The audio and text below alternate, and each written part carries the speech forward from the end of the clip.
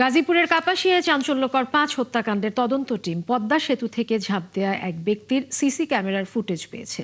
ধারণা করা হচ্ছে ওই ব্যক্তি কাপাসিয়ায় ৫ হত্যার প্রধান আসামি ফোরকান মোল্লা।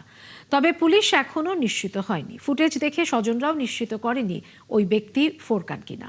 দুপুরে সংবাদ সম্মেলনে গাজীপুর জেলা পুলিশ সুপার শরীফ উদ্দিন জানান, হত্যাকাণ্ডের পর থেকেই ফোরকানকে গ্রেপ্তারে অভিযান চালাচ্ছে আইনশৃঙ্খলা বাহিনী। তথ্য প্রযুক্তির মাধ্যমে মেহেরপুর সদরে এক বাসের হেলপারের কাছ থেকে ফোরকানের মোবাইলটি উদ্ধার করে তারা। ওই হেলপার জানান তিনি মোবাইলটি পদ্মা সেতু থেকে কুড়িয়ে নেন।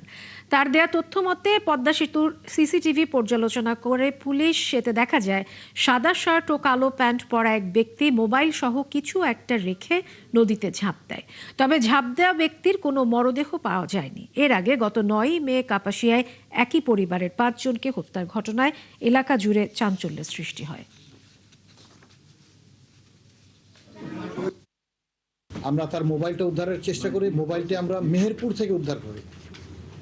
মেহেরপুরে উদ্ধার করলাম একজন বাসের হেল্পারের কাছ থেকে। তাকে জিজ্ঞাসাবাদ করা হলো যে কোথায় থেকে পেয়েছে। সে বলল যে আমি পদ্মা সেতু থেকে পেয়েছি।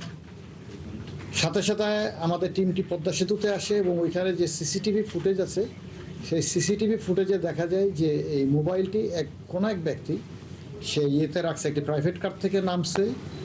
আমরা সেই প্রাইভেট কারকে শনাক্ত করছি, ড্রাইভারের সাথেও কথা বলেছি।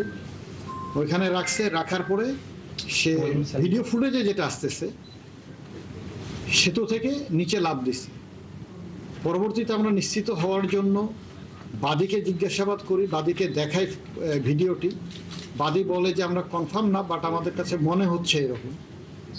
একইভাবে আমরা গোপালগঞ্জের যারা তার ভাই এবং ওইখানকার একজন মেম্বার সাহেব, আমরা আরও আশেপাশে কয়েকজনকে দেখাই ভিডিওটি যে এই ব্যক্তি কি ফোরকান কিনা। তো তারা বলে যে মনে হচ্ছে, বাট আমরা কনফার্ম না।